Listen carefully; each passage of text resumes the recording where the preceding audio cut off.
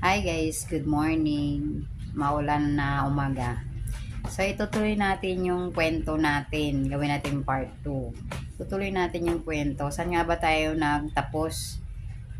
Nagtapos tayo doon ata sa magplano ako kung anong magiging negosyo sa pagkaya ng anak ko. Okay.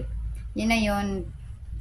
Doon na naumpisahan ko na mag-ipon every week ng sahod ng asawa ko. Hindi pa yun pagkatapos na ng plano ko, nag-umpisa na ako nag-ipon. Kasi yung mga bata, hindi ko pa pwedeng basta habang nag-iipon yung mga bata, hindi ko pa pwedeng pakawalan sa school. Pag pwede na pakawalan yun, sakto sa umpisa ako ng negosyo, paghanap buhay.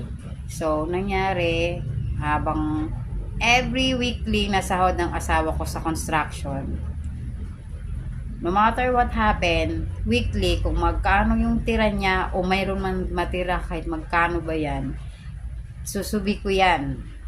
Pero budgeted yung weekly namin na pagkain. Susubi ko yan. And then the other next ganun uli. Hanggang sa umabot siya ng 10K. Siguro 1 year yun. Umabot ng 10K. Tapos, saka ko na inumpisahan ng kasi na ata si Muki nun, grade 1. Grade 1. In-enroll ko na siya ng grade 1, hindi kinder yun. Mga grade 1, mga ganun, grade 1, grade 2. Nakaabot ako ng 10K within 1 year. Doon ko inumpisahan yung mag-inquire ng Boardwalk, Avon at Silver. So,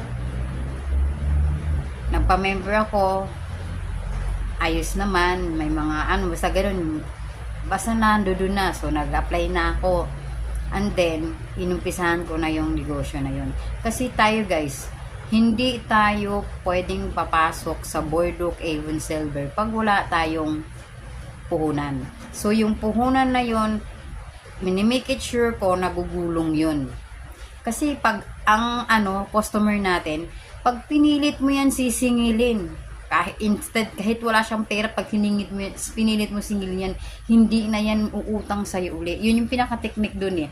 Kailangan meron